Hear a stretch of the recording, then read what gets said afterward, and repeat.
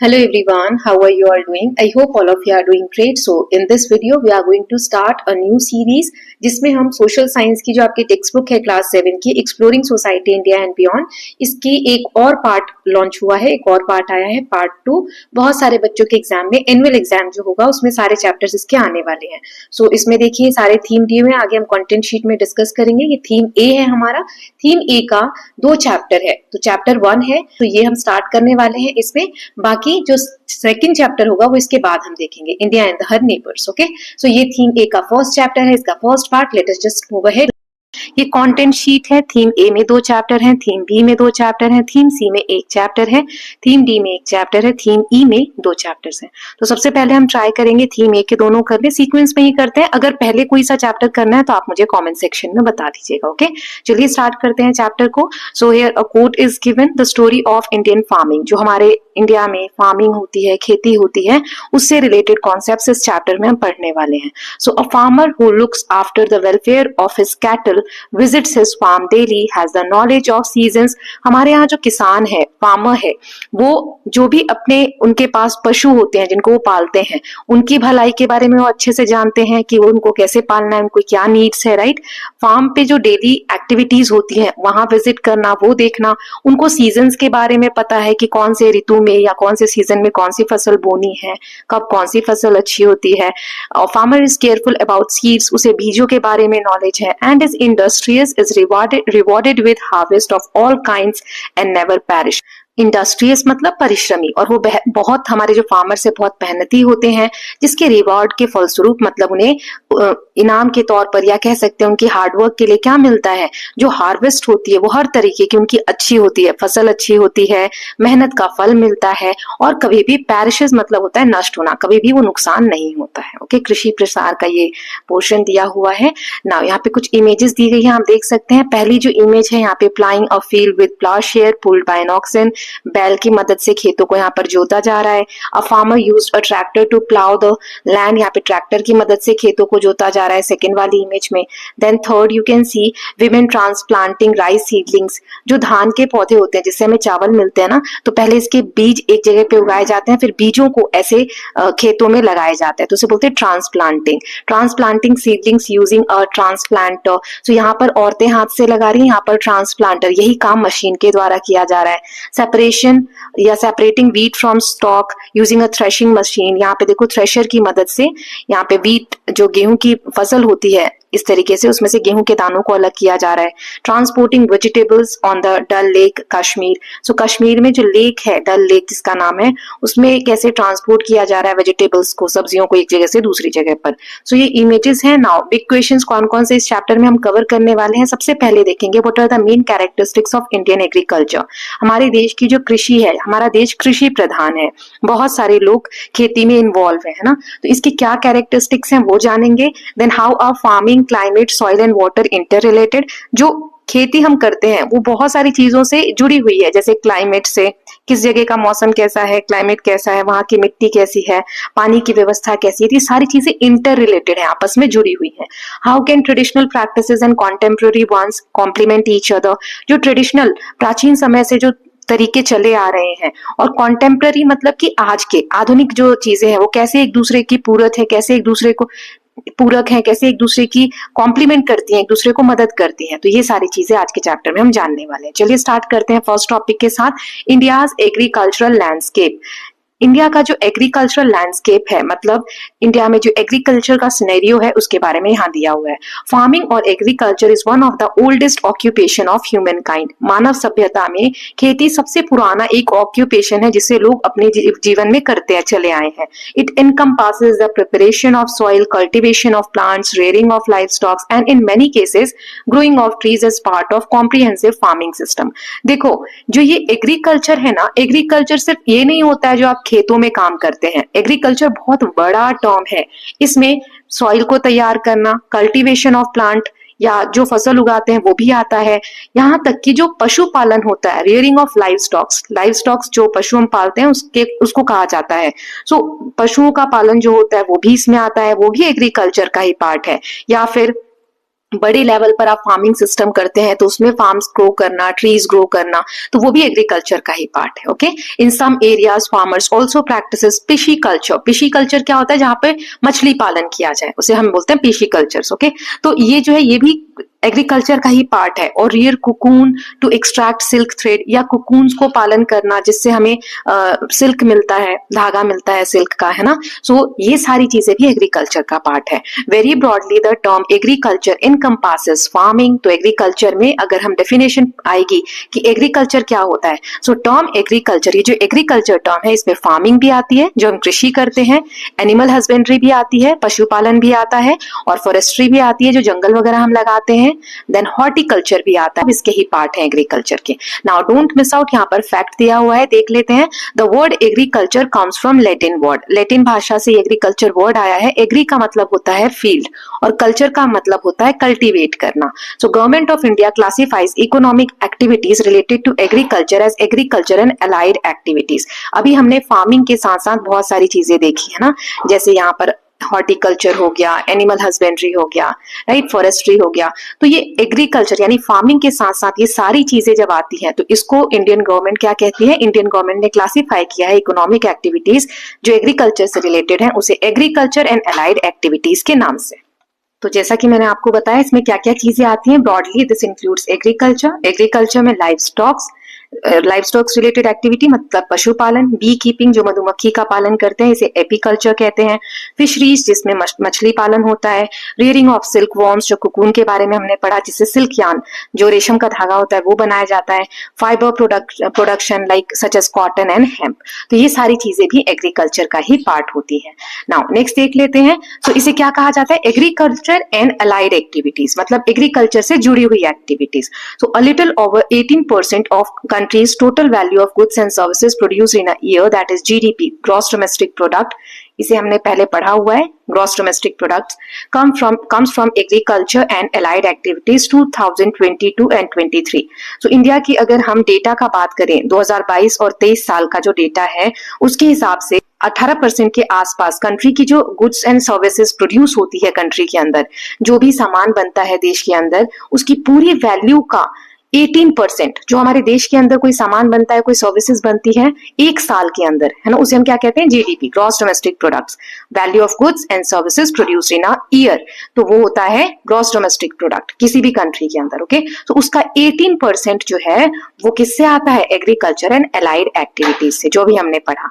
Okay, now approximately 46% of India's working population is engaged in agriculture and allied activities for their livelihood।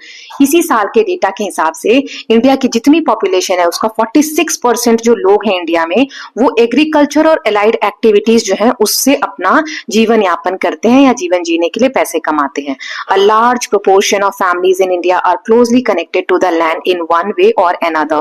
बहुत सारी जो families हैं India में वो एक किसी मतलब डायरेक्टली बोलो इनडायरेक्टली बोलो कनेक्ट है लैंड से, and in many cases have been cultivating it for generation.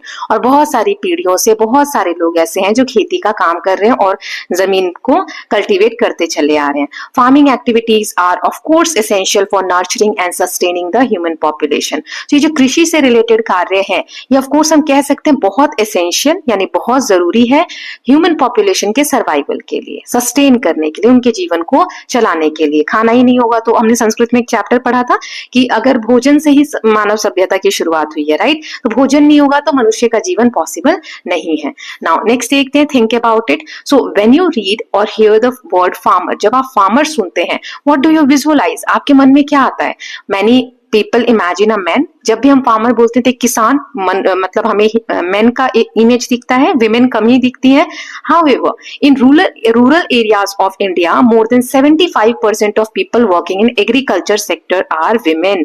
ये 2025 के डेटा के हिसाब से जब हम बोलते हैं किसान तो किसान हमें एक आदमी ही दिखता है, औरत नहीं दिखती है। इमेजिनेशन तो ऐसी ही होती है, लेकिन आप डेटा की बात करें 2025 के डेटा के हिसाब से जो गांव में लोग रह रहे हैं, रूरल मतलब होता है विलेज, गांव, है ना, तो विलेज में या रूरल रूरल एरिया में जो लोग रह रहे हैं वहां पर 75% जो लोग काम करते हैं उसमें विमेन ही हैं।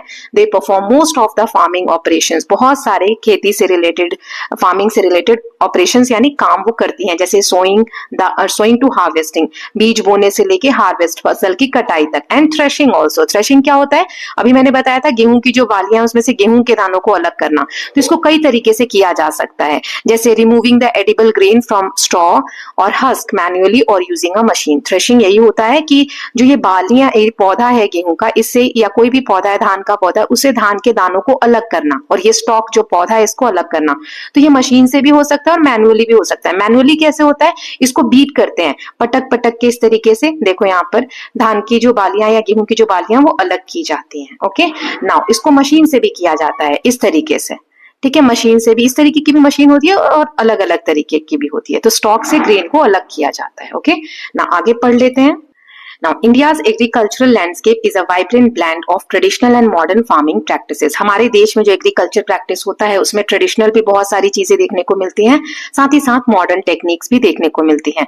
विद डाइवर्स क्रॉप्स, बहुत सारी तरह की फसल उगाई जाती है, डीप रूटेड कल्चरल ट्रेडिशन, और बहुत सारे प्राचीन समय से जो ऐसे ट्रेडिशन चलते आ रहे हैं वो सब चीजें इंडिया के एग्रीकल्चरल लैंडस्केप में हमें देखने को मिलती है। From the golden wheat fields of Punjab, the saffron valley of Kashmir, the lush tree gardens of northeast on the Nilgiris to the emerald paddy fields of Kerala, agriculture has long been a fundamental part of nation's identity. हमारे देश की identity की एक बात करें, basic identity, तो हर जगह आपको अलग अलग तरीके की खेती देखने को, वैरायटी देखने को मिल जाएगी, जो एक डाइवर्स फार्मिंग प्रैक्टिसेस शो करता है हमारे इंडिया का। जैसे अगर आप पंजाब की बात करें तो वहां पर जब गेहूं की बालियां जो है पक जाती हैं तो गोल्ड की तरह, सोने की तरह पूरी खेत में वो चमकती हैं। तो उससे लेकर फिर कश्मीर की बात की गई है, जो सैफरन होता है, जिसे क्या कहते हैं, केसर, केसर की खेती वहां पर होती है। देन नॉर्थ ईस्ट एरिया जो है, असम वगैरह जो है, वहां पर टी गार्डन्स, चाय के बागान होते हैं, या फिर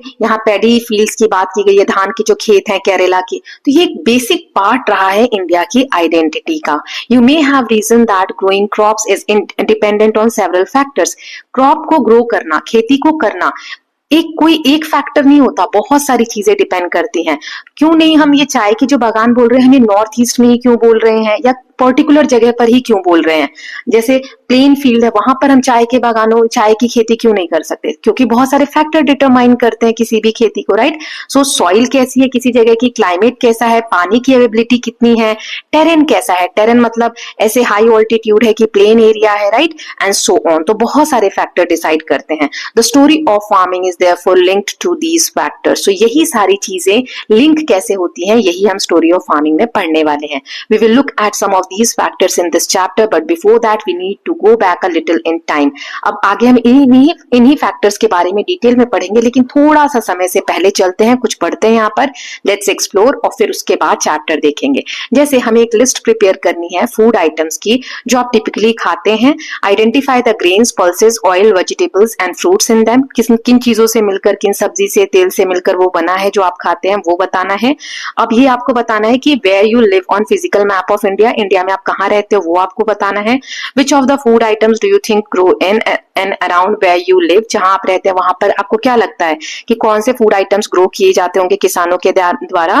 then what do you think are the reasons that they are cultivated in your region, और जो भी आप देखते हैं कि आपके एरिया में ग्रो किया जाता है उसका कारण क्या रहता होगा। Which of them comes from other places, और जो चीजें आपके यहाँ पर ग्रो नहीं होती हैं वो कहाँ से आती हैं, मतलब कौन कौन सी चीजें बाहर से आती हैं। And why do you think they are not grown in your area, और वो आपके एरिया में क्यों नहीं ग्रो की जाती है।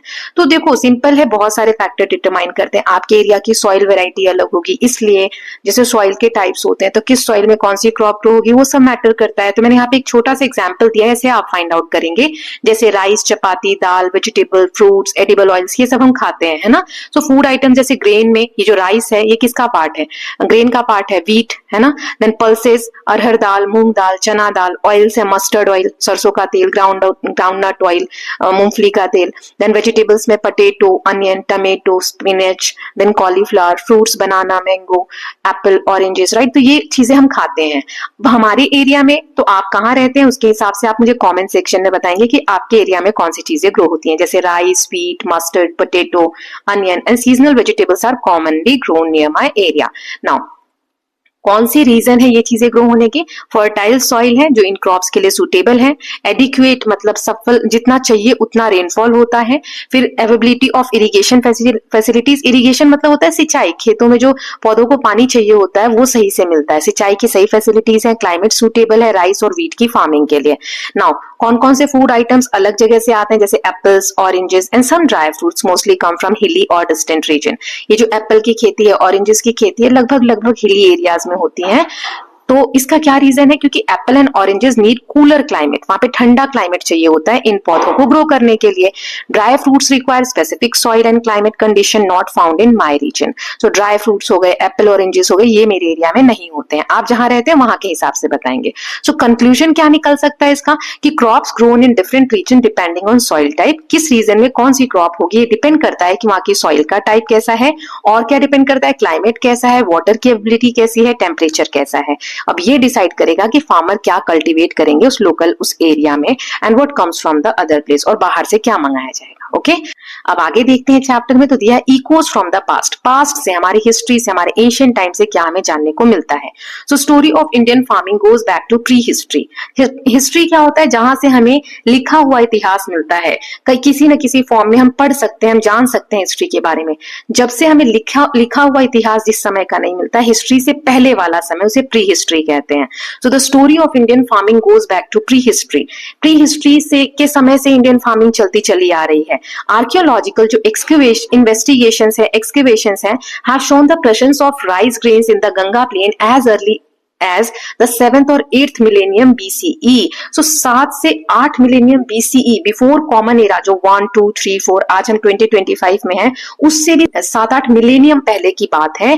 तब गंगा प्लेन के एरिया में आर्कियोलॉजिस्ट ने जो इन्वेस्टिगेशन किए हैं उसमें हमें चावल के दाने कि वहां पर चावल हुआ करते थे ऐसा पता होता है। Some experts have however pointed out that this need not mean that rice cultivation was already systematic, that may have taken a few more millennia to be mastered. तो ऐसा नहीं है कि एक्सपर्ट्स जो हैं वो ये कहते हैं कि ऐसा नहीं है कि ये जो चावल की खेती है वो बहुत एक सिस्टमैटिक तरीके से उस वक्त हुई होगी। हो सकता है कि बहुत सारे मिलेनिया लगे होंगे इस टेक्निक में, चावल की खेती को करने की मास्टरी हासिल करने में। जैसे एट मेहरगढ़ एक जगह है बलूचिस्तान में, a site antecedent of Sindhu Saraswati civilisation, ये इस सभ्यता से जुड़ी हुई है जो हमने क्लास 6 में पढ़ी थी। So the cultivation of barley millets is also dated to 7th millennium BCE। तो यहाँ मेहरगढ़ से हमें ऐसे एविडेंसेस मिले हैं, ऐसी चीजें मिली हैं जहां से हमें बार्ले और मिलेट्स जो होती हैं, जैसे बाजरा वगैरह जो होते हैं, ये भी अनाज ही हैं, कोर्स ग्रेन्स हैं, तो इनका भी अस्तित्व हमें तब से देखने को मिलता है 7th millennium BCE से। लेटर बाद में barley and wheat were the staple crops of the Harappans. उसके बाद हमने देखा था जब सिंधु सरस्वती सिविलाइजेशन पढ़ा था तो हमने उसमें देखा कि बार्ले और जो व्हीट है, गेहूं वगैरह है, ये हड़प्पन सिविलाइजेशन के लोगों का स्टेपल डाइट था। स्टेपल मतलब वो रोज की लाइफ में खाते थे। Several Harappan sites also pointed to the presence of rice in the 3rd millennium BCE। 3rd millennium BCE तक तो हड़प्पन साइट्स पे भी हमें चावल के प्रेजेंस मिलते हैं, देखने को अवशेष मिलते हैं, at least in some region apart from millets and several vegetables. और बहुत सारी जगहों पर मिलेट्स के और वेजिटेबल्स के भी हमें एविडेंसेस देखने को मिलते हैं।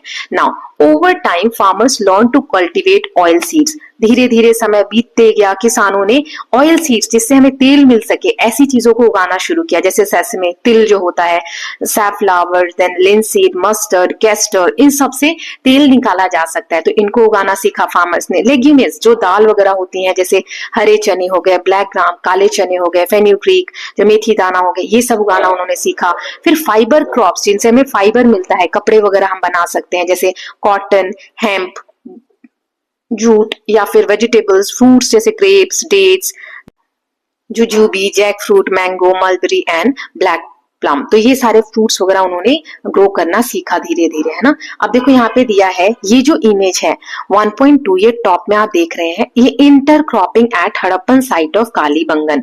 कालीबंगन राजस्थान में एक जगह है, वहां पर 2800 BCE का ऐसे एक्सकेवेशन में एक फील्ड मिला है। आप ये लाइंस देख सकते हो इस तरीके की, ये देखो फरोज बने हुए हैं, पैटर्न्स बने हुए हैं, तो परपेंडिकुलर फरोज है। परपेंडिकुलर मतलब ऐसे और ऐसे, बिल्कुल 90 डिग्री के एंगल्स पे ये फरोज ऐसे कट कर रहे हैं ना। Bottom the same practice practice continued in 1960 around 4800 years later.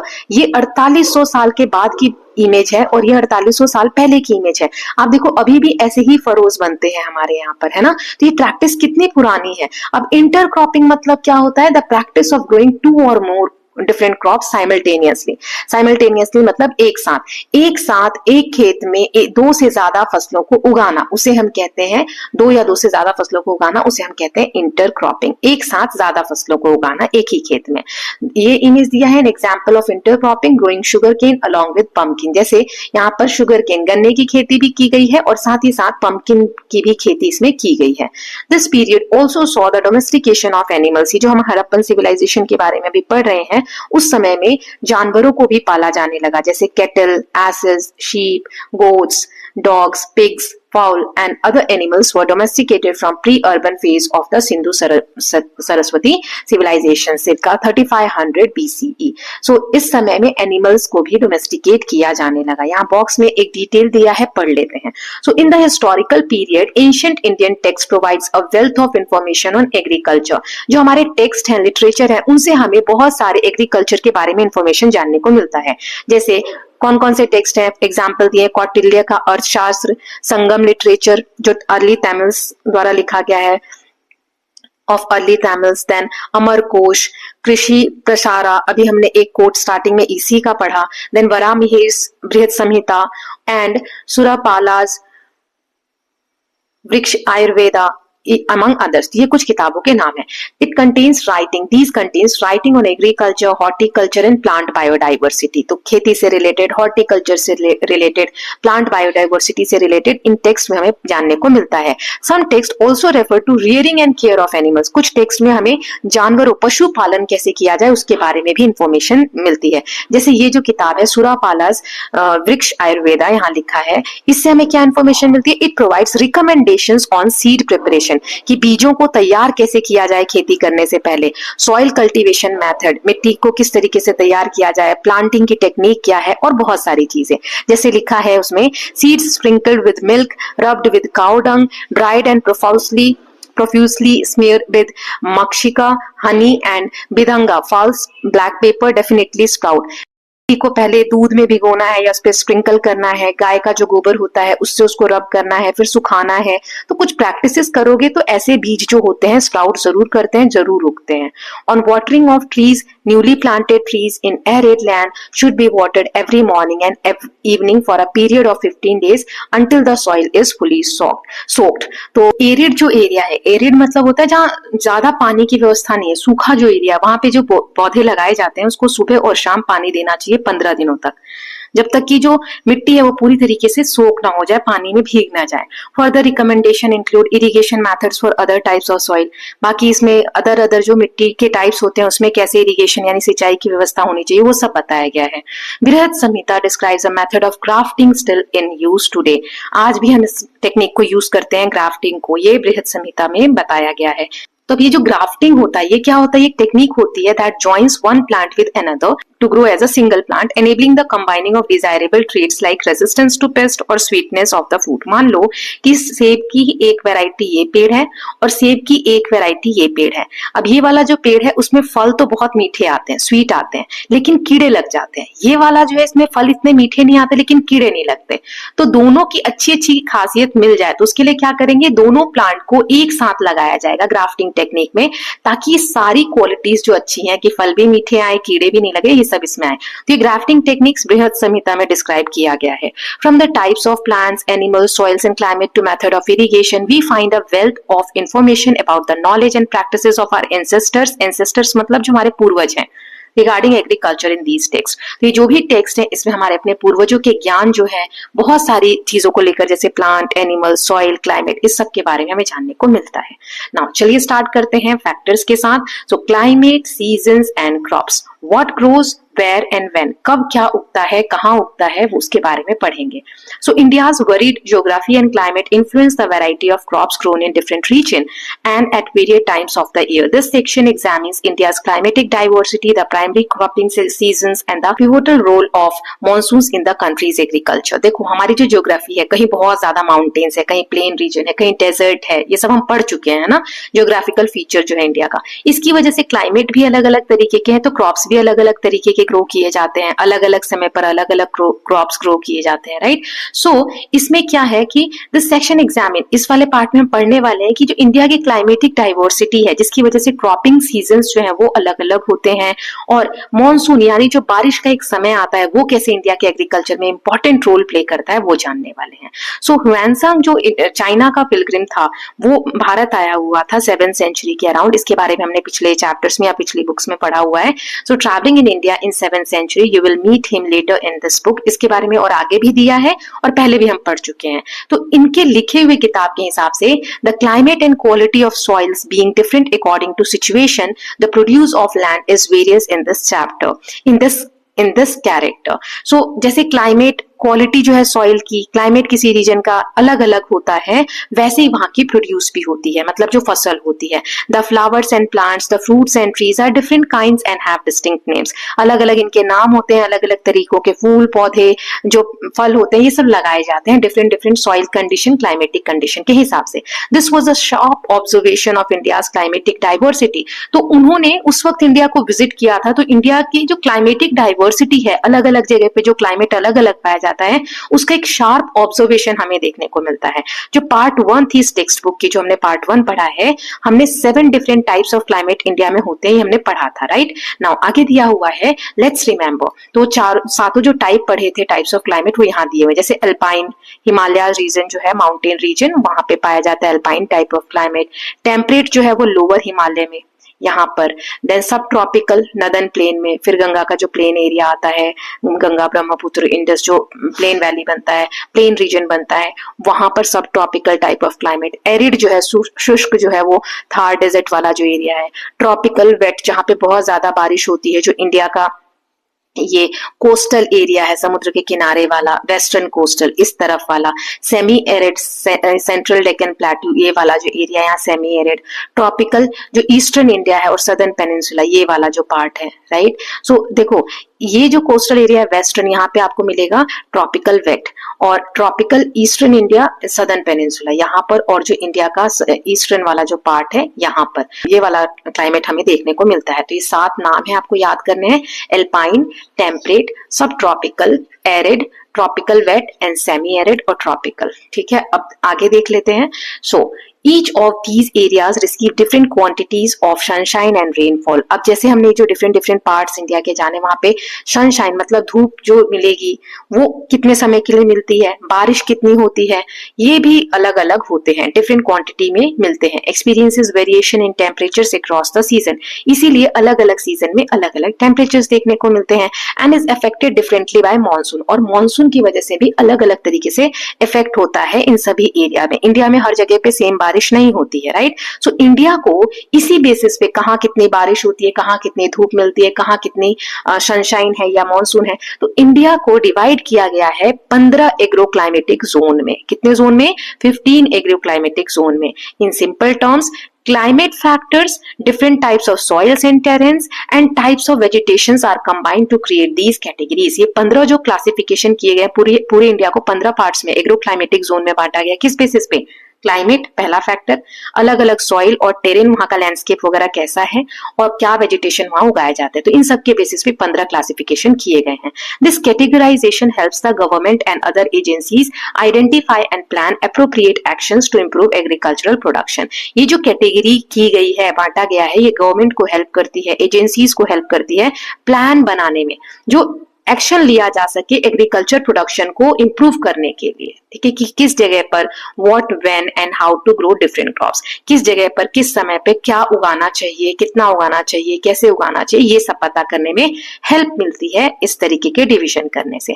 और few examples of agro climatic zones are, तो जैसे 15 क्लासिफिकेशन किए हैं, तो उसमें से कुछ के एग्जांपल दिए, जैसे upper Gangetic plain region, southern plateau, and hill region, then western dry region, ऐसे कुछ क्लासिफिकेशन किए गए हैं। ओके, अब जैसे वेस्टर्न ड्राई रीजन, तो इसे हम पढ़ के ही पता चल रहा है इस एरिया में बारिश कम होती होगी, डेजर्ट जैसी कंडीशन होगी, राइट। तो उसी हिसाब से यहाँ के प्लान्स बनते होंगे। नाउ नेक्स्ट देख लेते हैं the monsoon and the agriculture. जो बारिश का समय होता है इंडिया में, मॉनसून सीजन आता है, उसका और एग्रीकल्चर का क्या एक इंटरलिंकेज है वो हम देखते हैं। So Indian monsoon system is a key factor in country's agriculture diversity. इस मॉनसून के कारण भी एक बहुत बड़ा इंपॉर्टेंट रोल है भारत की जो एग्रीकल्चरल डाइवर्सिटी है उसके होने में। It brings rainfall which is vital for many crops. Monsoon season में हमें बारिश मिलती है जो हमें बहुत सारे क्रॉप्स को उगाने के लिए जरूरी है। India experiences the south west monsoon and the north east monsoon. दो तरीके की मानसून कंडीशंस इंडिया में होती है। मैंने आपको बताया था, एक जब अराइवल होता है मानसून का तो इधर है साउथ और इधर है वेस्ट, तो इधर से इस डायरेक्शन से आती है विंड्स, इसीलिए इसे साउथ वेस्ट मानसून कहते हैं। जब विंड्स रिट्राइव होती हैं, वापस से जाने लगती है इंडिया से, तो इसे हम ये, क्योंकि इधर ईस्ट है और इधर नॉर्थ है, तो नॉर्थ ईस्ट यहाँ इस डायरेक्शन से आ रही थी, इसे हम नॉर्थ ईस्ट मानसून विंड्स भी कहते हैं। तो दो तरीके से मानसून विंड्स इंडिया में आती हैं, right. Refer to the climate of India part 1, जो क्लाइमेट ऑफ इंडिया वाला चैप्टर था ना, उसमें मैंने अच्छे से समझाया हुआ है, आप एक बार रिवाइज कर सकते हैं। So south west monsoon brings rain from June to September. ये वाली जो रेन्स हैं, इधर वाली साउथ वेस्ट वाली, ये जून से लेके सितंबर तक बारिश लेकर आती हैं। It is crucial for seasonal growth of kharif crops in northern and central India।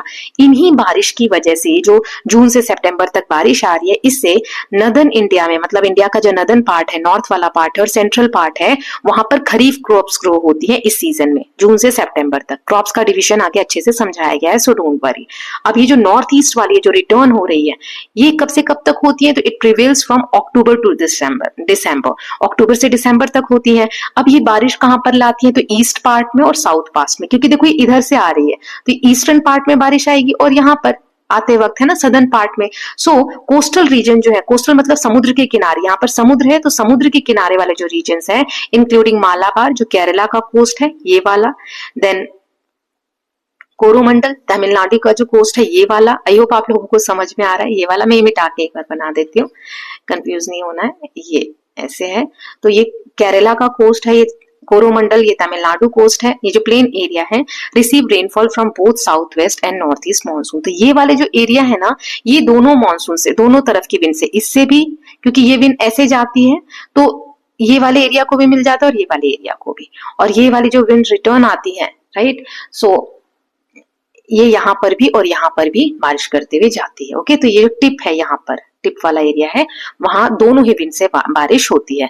Now next is the rain from the two monsoon periods. ये जो दो हमने पीरियड्स पढ़े, जून से सितंबर और नवंबर दिसंबर, ये जो पढ़ा अक्टूबर से दिसंबर तक का, तो ये जो दो पीरियड है मानसून विंड के, it enables farmers in south to grow crops during the period in between. So इसके बीच में जो साउथ के किसान हैं, साउथ इंडिया के, वो खेती करते हैं। This is a dry season for farmers in north India who depend on other sources of water like ground water from rivers, canals and ponds and moisture retained in the soil to ensure irrigation for their crops। तो जिस समय में south India में बारिश हो रही होती है, इन जो दो विंड कंडीशंस हमने पढ़ी उसके कारण, उस समय नॉर्थ इंडिया में क्या होता है, पानी की कमी होती है, क्योंकि उस वक्त बारिश नहीं हो रही होती है ना। सो उस वक्त नॉर्थ इंडिया के जो फार्मर्स हैं, किसान हैं, वो किस पे डिपेंड होते हैं, अदर सोर्सेस, दूसरे सोर्स जो पानी के हैं, जैसे ग्राउंड वाटर, बोरिंग वगैरह करके खेतों से पानी निकालना, नदियों से पानी लेना, कैनल से या फिर पॉन्ड्स वगैरह तालाब से, ताकि मॉइस्चर रिटेन हो सके सॉइल में। ओके, और इरिगेशन, सिंचाई हो सके खेतों की। Then states like Tamil Nadu, west Bengal and Andhra Pradesh grow rice throughout the year on account of availability of water from the monsoon as well as irrigation।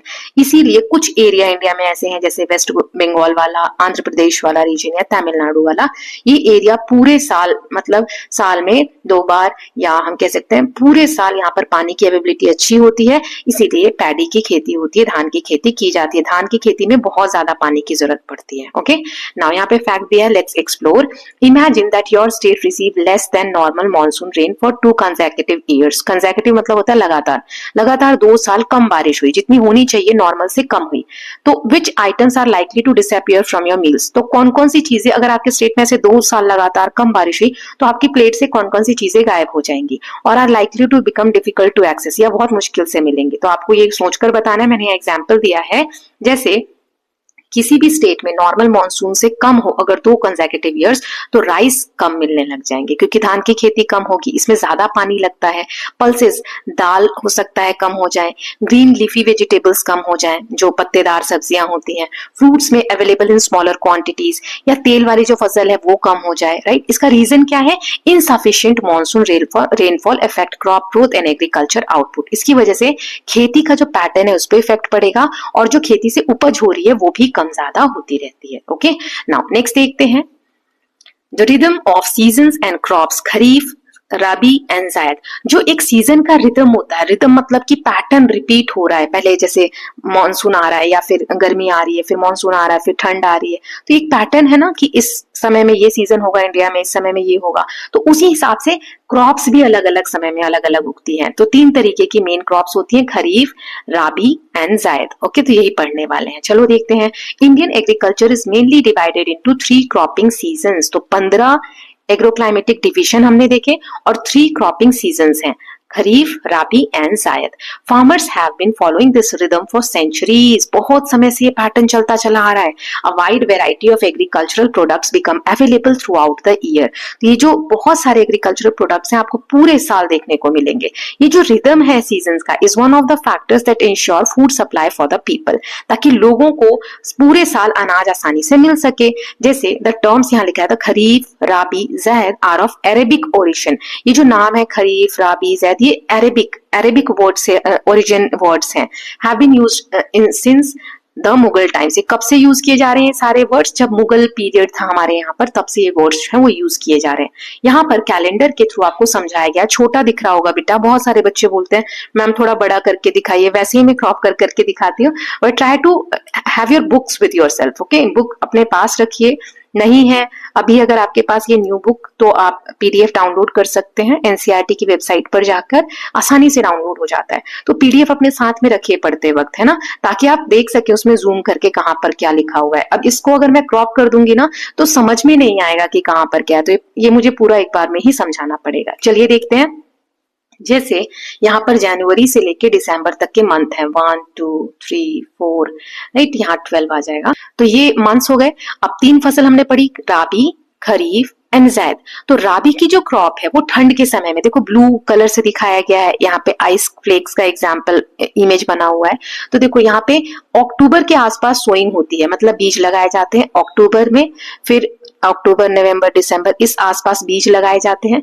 इसके बाद पौधे जो है जनवरी से मार्च तक ग्रो होते हैं, ये जो बॉक्स दिख रहा है। फिर मार्च से लेकर मई के बीच में इनकी हार्वेस्टिंग होती है, फसलों की कटाई की जाती है। कैसा टेम्परेचर राबी पौधों को चाहिए होता है, तो यहाँ लिख के दिया हुआ है, आप देख सकते हो। कूल, क्योंकि ठंड का मौसम है और पानी की कम आवश्यकता होती है। तो इसके एग्जाम्पल कौन कौन सी फसलें हैं? वीट, बार्ले, पीस, मटर वगैरह, मस्टर्ड यानी सरसों और ग्राम, चने वगैरह इस सीजन में लगाए जाते हैं। अब खरीफ की बात करें तो ये जून के बीच में से, देखो लगभग जून के आसपास, है ना, जून से इसको सो करना मतलब बीज लगाना शुरू करते हैं, अगस्त तक इसके बीज लगते हैं, यहाँ पर सितंबर के एंड तक ये ग्रो होते हैं और फिर अक्टूबर से मिड नवंबर तक इनकी हार्वेस्टिंग होती है, इनकी कटाई की जाती है। अब देखो ये कौन सा समय चल रहा है, जून से शुरुआत हो रही है और यहाँ लगभग अक्टूबर तक, तो ये गर्मी का समय है ना, मतलब बारिश का समय है, गर्मी का समय है, पूरा गर्मी भी नहीं है, पूरी ठंड भी नहीं है, वो वाला समय होता है। तो टेम्परेचर हॉट रहता है, बारिश बहुत ज्यादा होती है। तो जो सोइंग का सीजन है उस वक्त बारिश बहुत ज्यादा हो रही है। तो इसमें कौन कौन से एग्जाम्पल है? राइस पैडी, है ना, मीज, फिर जवार, बाजरा, शुगर केन, ग्राउंडनट, कॉटन, इस समय में ये उगाया जाता है। तो खरीफ फसलों के एग्जाम्पल्स हैं ये। आपको क्वेश्चन पूछा जाएगा, है ना, कि give examples of rabi crops, give example of kharif crops, तो you have to remember these names. Now zaid, अब इन दो पीरियड के बीच में, राबी और खरीफ के बीच में जो ये समय बच गया, उस समय में, गर्मी के समय में मेन इनकी खेती की जाती है, जिसे जायद बोलते हैं। ये अप्रैल के आसपास, मार्च अप्रैल के आसपास इसकी सोइंग होती है, बीज बोए जाते हैं, जैसे वाटरमेलन, तरबूज, क्यूकम्बर जो खीरा होता है, या मस्कमेलन, खरबूजा होता है, पम्पकिन। तो ये सारी जो क्रॉप्स हैं ये इस समय में मार्च अप्रैल में उगाई जाती हैं और बारिश के समय तक इसको कट किया जाता है। ओके, तो ये हो गए हमारे जायद। तो 3 टाइप के सीजन हमने पढ़े, kharif, rabi and zaid crop and season in most part of India. Okay, so rabi season यानी पहला वाला जो हमने पढ़ा, उस वक्त इंडिया में कौन सा सीजन होता है? विंटर। फिर खरीफ के समय मॉनसून क्रॉप्स होते हैं और जायद के समय समर क्रॉप्स होते हैं। Okay, I hope it is clear. Now next देखते हैं डोंट मिस आउट। सो यहाँ दिया है before the Arabic term of 3 types of crops became more widely use they were called. अच्छा, जब ये खरीफ राबी और जायद हम बोल रहे हैं अरेबिक टर्म्स हैं, जब ये फेमस नहीं थे तो क्या कहा जाता था? तो केदारा वेट क्रॉप्स के लिए जो मॉनसून के समय में उगाए जाते हैं, हेमाना जो हिम से रिलेटेड है विंटर क्रॉप्स, और ग्रीष्मिका मतलब जो समर क्रॉप्स है। तो ये नाम फेमस थे, ठीक है, केदारा, हेमाना और ग्रीष्मिका। Okay, now each of these crop seasons presents its own unique challenges as well.